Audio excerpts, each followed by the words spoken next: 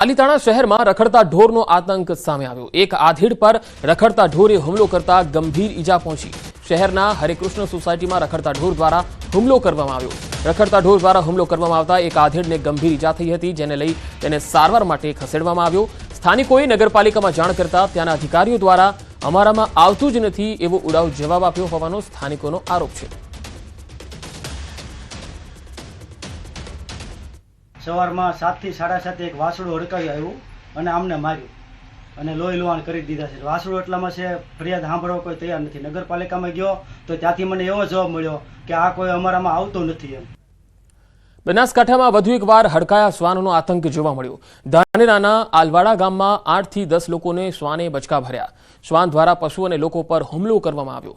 શ્વાનના હુમલાથી લોકો ઈજાગ્રસ્ત થયા। ઈજાગ્રસ્ત બનેલા લોકોને સારવાર માટે ખસેડાયા। રખડતા શ્વાનના હુમલાથી ગામમાં ભયનો માહોલ સર્જાયો છે।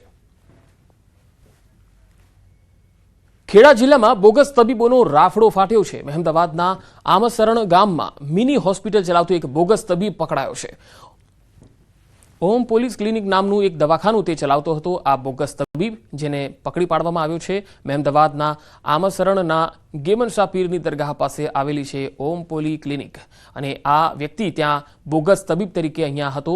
હનીફ અબ્દુલભાઈ મંસૂરી, જેને જિલ્લા આરોગ્ય વિભાગની ટીમે પકડી પાડ્યો છે। તંત્રએ ક્લિનિકમાંથી ડોક્ટર મનન અરુણેશ કુમાર પાંડે, જે BAMS, અને ડોક્ટર આયુષી ચૌહાણ BHMS તથા ડોક્ટર પૂજા જોશીના નામના સર્ટી મળતા એને કબજે કર્યા છે, જેને ખરાઈ અર્થે આરોગ્ય વિભાગને મોકલવામાં આવ્યા છે। બહાર જમવા જતા હોવ તો સાવધાન થઈ જજો। હોટલ સહિત બજારમાં સપ્લાય કરાતો પનીર અને તેલનો શંકાસ્પદ જથ્થો જપ્ત કરાયો છે। બજારમાંથી તેલ કે પનીર લેતા હોય તો સાવધાન થઈ જજો। બજારમાંથી કપાસિયા તેલ લીધું હોય તો ચેક કરી લેજો। મહેસાણાના કડીમાં ભેળસેળયુક્ત ખાદ્ય પદાર્થોનો પર્દાફાશ થયો। 2300 કિલો શંકાસ્પદ પનીર અને 1600 કિલો શંકાસ્પદ કપાસિયા તેલનો જથ્થો જપ્ત કરાયો। કુલ 7.80 લાખનો મુદ્દામાલ સીઝ કરાયો છે।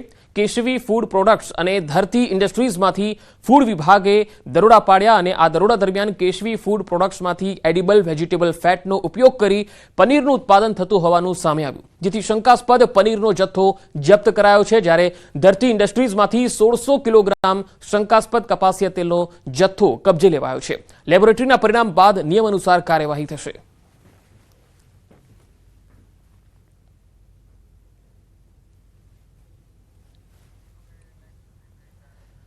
સુરતમાં જ્ઞાન સ્વામીએ કરેલા વિવાદિત નિવેદનનો વિરોધ હજુ પણ યથાવત છે। સુરત જિલ્લા કલેક્ટર કચેરી ખાતે લોહાણા સમાજના લોકો મોટી સંખ્યામાં એકત્રિત થયા। સુરત જિલ્લા કલેક્ટર કચેરી ખાતે બેનર સાથે મોટી સંખ્યામાં લોહાણા સમાજના લોકો એકત્ર થયા। જલારામ બાપાના કરેલા અપમાનને લઈ લોહાણા સમાજમાં રોષ છે। જ્ઞાનપ્રકાશ સ્વામીએ માફી માંગી લીધી છે, પરંતુ લોહાણા સમાજ માફ કરવાના મૂડમાં ન હોય એવું દેખાઈ રહ્યું છે। લોહાણા સમાજના યુવાનો બાઇક રેલી સાથે કલેક્ટર કચેરીએ પહોંચ્યા।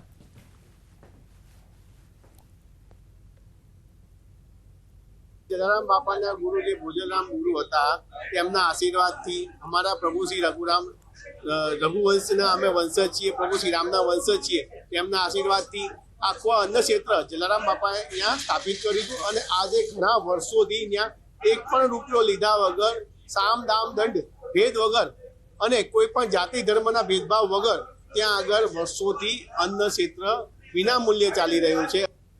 અમે કોઈ દિવસ સ્વામી માટે ક્યારેય અમારા સમાજના અશબ્દ બોલ્યા છીએ કે અમારા બાપાએ તમને આમ કર્યું તેમનો કોઈ રાઈટ નથી। અમારી માટે આવા શબ્દ બોલ્યા, તમે સારું નથી બોલી શકતા તો ખરાબ પણ ના બોલો।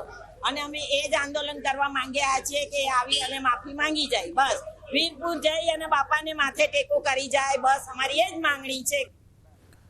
ભરૂચના વાલિયાની ગણેશ ગાર્ડન સોસાયટીમાંથી શિક્ષક દંપતીના રહસ્યમય સંજોગોમાં મૃતદેહ મળ્યા। લોહીથી લથપથ હાલતમાં મૃતદેહ મળી આવતા ખળભળાટ મચી ગયો। જો વિગતવાર વાત કરીએ તો આ દંપતી ઘરમાં આખા દિવસથી બંધ હતા, ત્યારે પાડોશીઓને કંઈક અજુગતું લાગતા તેઓએ પોલીસને જાણ કરી। પોલીસે ઘરનો દરવાજો તોડી અંદર પ્રવેશ કરતા આ દંપતીનો લોહીલુહાણ હાલતમાં મૃતદેહ મળી આવ્યો। મૃતક જીતેન્દ્રસિંહ બોડાદરા વિજયનગર પ્રાથમિક શાળામાં, તો તેમના પત્ની લતાબેન બોડાદરા ભિલોડ ગામની પ્રાથમિક શાળામાં શિક્ષિકા તરીકે ફરજ બજાવતા હતા। મૃતદેહો પર તીક્ષ્ણ હથિયાર વડે હુમલો કરાયો હોય તેવા નિશાન છે। ત્યારે દંપતીની હત્યા થઈ છે કે આત્મહત્યા, તેને લઈને હાલ તર્ક વિતર્ક ચાલી રહ્યા છે। પોલીસ હાલ મામલામાં તપાસ કરી રહી છે। फर्स्ट इंक्वायरी अभी ये तपास का विषय है, परंतु उनके शरीर पर चोट के निशान हैं, तो ऐसा लगता है कि किसी तरह का फाइट के बाद में उनको डेथ हुआ है। વધુ સમાચારો પર નજર કરીશું. હાલ રોકાઈશું એક વિરામ માટે.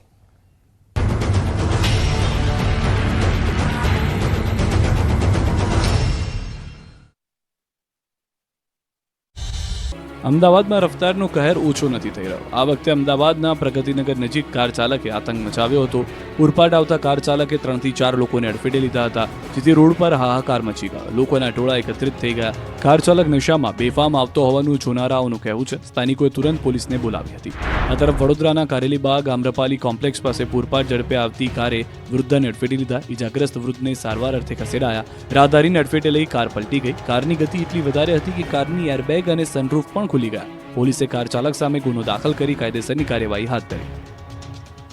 સુરતમાં 3 ટપોરીઓએ ખૌફ જમાવવા પ્રયાસ કર્યો. દ્રશ્યોમાં જોઈ શકાય છે કે 3 ટપોરી બાઇક પર બેઠા છે.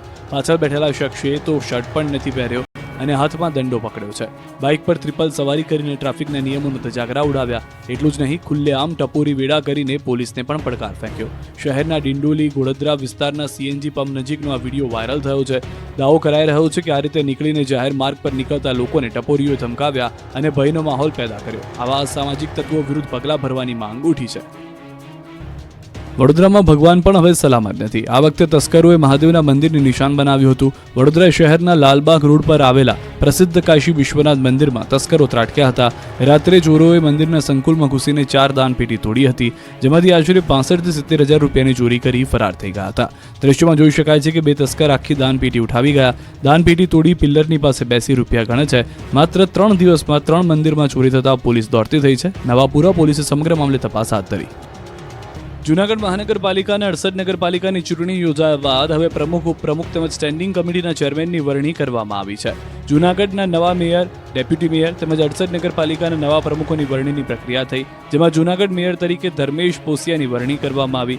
આકાશ કટારા બન્યા ડેપ્યુટી મેયર, પલ્લવીબેન ઠાકર બન્યા સ્ટેન્ડિંગ કમિટીના ચેરમેન. શાસક પક્ષ નેતા તરીકે મનનભાઈ અભાણીની વરણી કરાઈ.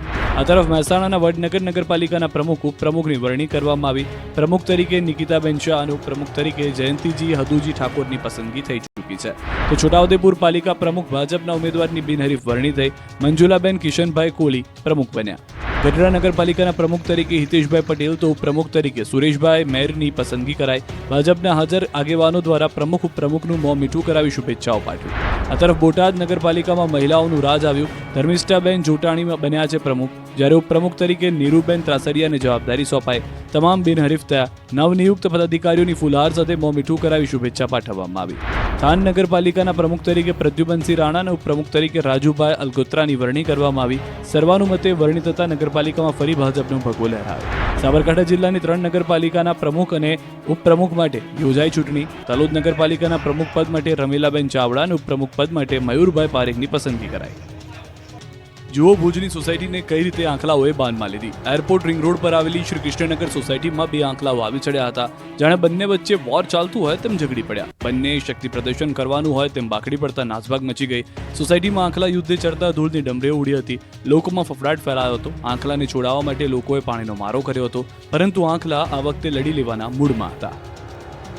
નેશનલ હાઈવે પર સિંહણે જોરદાર દોટ મૂકી અને જાણે રસ્તા રોકો આંદોલન કર્યું. આ દ્રશ્યો ગીર સોમનાથના છે. અહીં કોડીનાર ઉના વચ્ચે નેશનલ હાઈવે પર સિંહણ દોડાદોડી કરતી જોવા મળી. સિંહણના આટાફેરાથી વાહન ચાલકોએ વાહન ઉભા રાખી દીધા.